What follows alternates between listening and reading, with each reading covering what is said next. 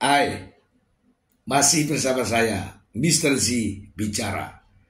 Tentu saja bicara tentang kebenaran berdasarkan fakta, data, dan realita. Teman-teman, hari ini sidang lanjutan di Pengadilan Negeri Jakarta Selatan. Masih lanjutan sebelumnya. Kasus pemerasan dan tindak pidana pencucian uang yang mendudukkan Nikita Mirzani dan Mail Saputra sebagai terdakwa. Ini bukan kasus main-main, teman-teman. Ancaman hukumannya adalah 20 tahun penjara. Teman-teman, yang menarik adalah ini kehadiran dari saksi fakta yang bernama inisial M, owner dari Daviena Skincare ya teman-teman ya. Seperti kita ketahui, owner Daviena Skincare ini sudah diperiksa di kepolisian sebagai saksi dan kini masuk ke persidangan. Teman-teman, sebagai saksi dalam suatu perkara tindak pidana, wajib hukumnya untuk hadir di persidangan. Wajib. Apabila yang bersangkutan tidak hadir dengan alasan yang patut, yang wajar, itu diperbolehkan, teman-teman. Dan berita acara pemeriksaannya dibacakan oleh jaksa penuntut umum. Dan apabila ingin memberikan pernyataan, namun tidak secara langsung di pengadilan, tetapi melalui online, itu juga dibolehkan, teman-teman. Kehadiran saksi di persidangan, kemudian berita acara pemeriksaan dibacakan, dan pemberian kesaksian melalui media online secara langsung, itu bobotnya sama, teman-teman. Bobotnya sama. Namun demikian, publik menginginkan agar ada keberanian dari owner Daviena ini untuk hadir memberikan secara langsung keterangannya di persidangan. Beberapa kabar di berbagai media mengatakan bahwa owner ini konon katanya mendapatkan ancaman bullying dari media sosial, dari secara online. Apakah dengan adanya bullying dan media sosial dari para buzzer itu menjadi alasan saksi tidak hadir di persidangan? Tentu saja hakim yang akan menilai. Tetapi ya teman-teman, saya mengingatkan saja bahwa bagi kita rakyat Indonesia menjadi saksi dalam suatu perkara pidana, maka wajib hukumnya untuk hadir di ruang persidangan dan memberikan kesaksian di bawah sumpah. Teman-teman, ini nanti akan disiarkan secara live oleh beberapa media dan saya akan mencoba memberikan reportasi ya kalau ada siaran live-nya, saya akan mencoba untuk mereport kepada teman-teman semua. Mengapa? Begini teman-teman. Sidang ini menjadi sorotan publik. Karena begitu banyak media yang mengabarkan, termasuk TikTok. Seorang Nikita Mirzani yang dikenal sebagai public figure kini berada di kursi pesakitan dengan dakwaan yang tidak main-main, yaitu pemerasan dan tindak pidana pencucian uang dengan ancaman hukuman 20 tahun penjara. Namun demikian, Nikita Mirzani dalam persidangan-persidangan sebelumnya begitu banyak menampilkan drama. Ya seolah-olah Nikita Mirzani tidak bersalah. Memang ada asas yang mengatakan praduga tak bersalah.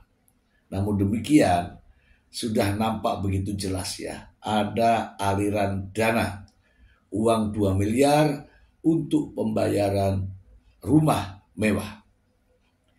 Teman-teman, kita ketahui bahwa beberapa waktu yang lalu dalam persidangan terjadi kericuhan dan tidak kondusifnya ruang persidangan. Namun minggu kemarin sidang nampak begitu rapi dan kondusif sehingga drama-drama tidak terulang kembali. Hanya satu drama yang terlihat di sana, bahwa ketika kehadiran saksi dari pihak Bank BCA yang memberikan data-data di persidangan terkait dengan aktivitas rekening milik Nikita Mirzani.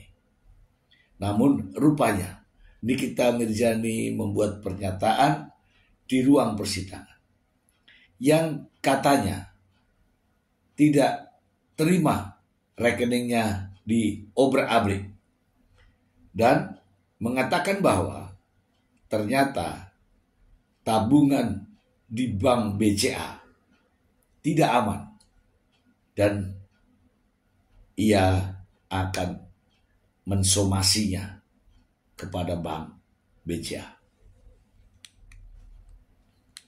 Teman-teman, kita mengharapkan ya jalannya persidangan ini karena sudah mendekati pembacaan vonis ya, karena setelah sidang ini akan ada ahli, kemudian akan ada pembelaan, kemudian akan ada pembacaan tuntutan dan seterusnya, dan pada akhirnya akan ada pembacaan putusan. Kira-kira nih ya teman-teman ya, silahkan teman-teman bisa berpikir sendiri. Adakah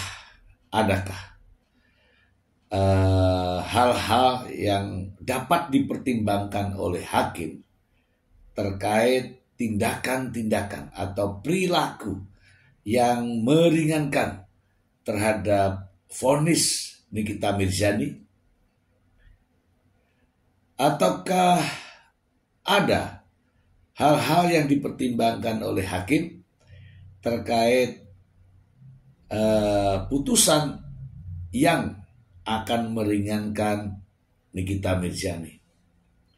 Dari berbagai sidang, banyak para praktisi mengatakan bahwa sikap dan perilaku terdakwa di persidangan akan mempengaruhi putusan hakim. Nah, yang manakah yang akan diambil hakim dalam mengambil keputusan?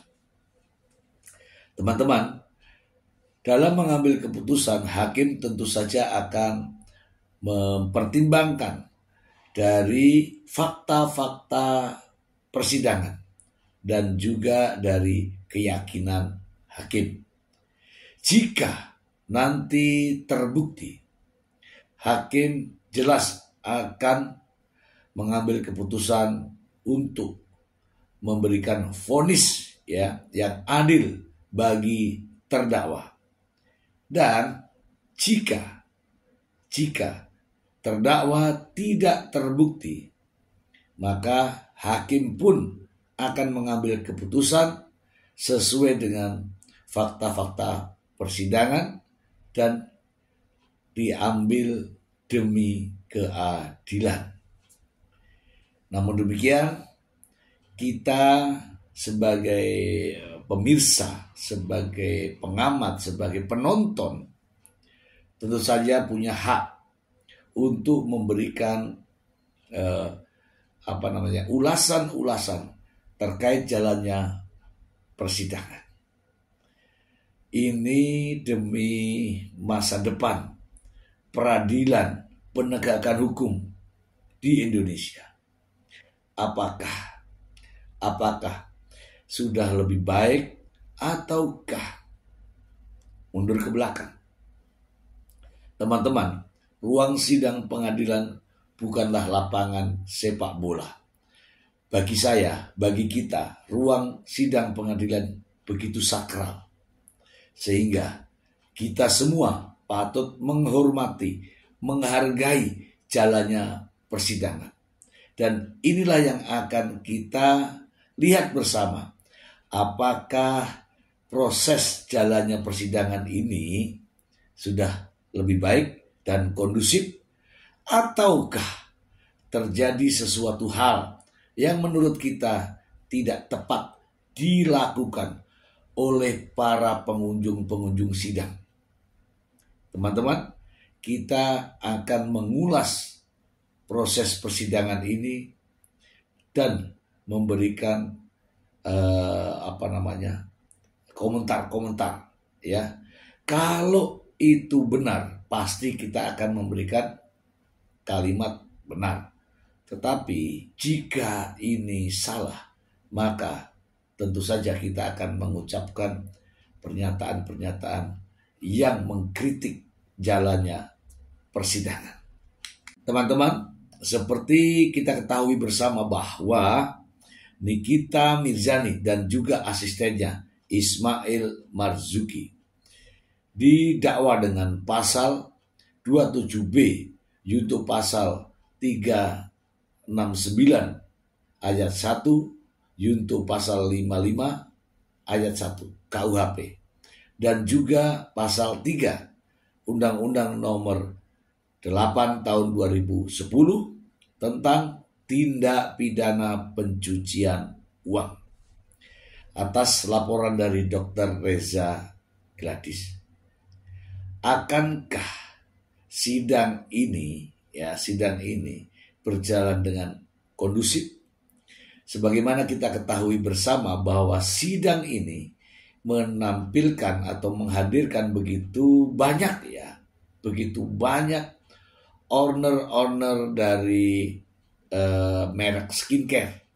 Ada dari Sheila Saukia yang juga owner daripada skincare yang sudah dihadirkan menjadi saksi sebelumnya. Ada juga Dr. Oki Pratama, ada Dr. Samira yang juga sebagai pengusaha atau owner merek skincare. Dan hari ini dijadwalkan pemeriksaan saksi atas nama M, owner skincare dari Daviena. Apakah ini sebenarnya persaingan bisnis ataukah ada sentimen-sentimen pribadi sehingga mereka sesama owner skincare ini menjadi saling konfrontasi di persidangan. Kita ikuti terus persidangan ini sampai tuntas sehingga semua akan terungkap, terkuak apa yang sebenarnya terjadi.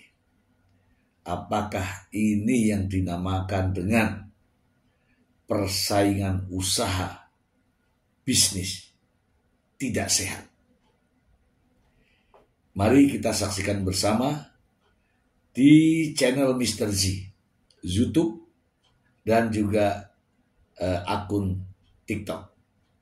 Semoga berkenan dan Anda bisa berinteraksi bersama-sama dengan teman-teman yang lain. Oke, semoga bermanfaat. Terima kasih. Bye-bye.